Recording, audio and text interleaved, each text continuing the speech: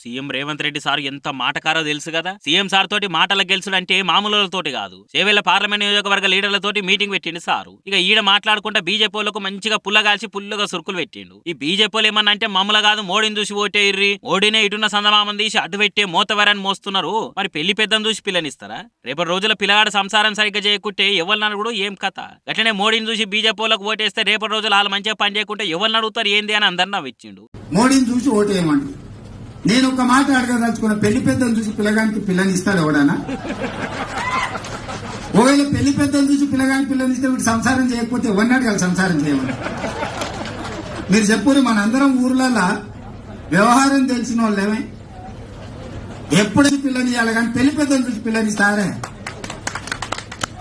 పిల్లగాని వ్యవహార శైలి చూడాలి. అందుకే ఫస్ట్ ఛార్జింగ్ చూసి ఫోన్ మైలేజ్ ను చూసి బండి కొనాలని చెప్పేది పెద్దలు. అట్లే మంచి లీడర్ ను చూసి ఎన్నుకోవాలి. అన్నిటికీ మియాసాబే అన్నట్టు లీడర్లకు ఓట్లేస్తే అటెంక తిప్పలు పడే జనమే అని సార్ ఇట్లా సురుకు పెట్టి చెప్పిండు అన్నట్టు.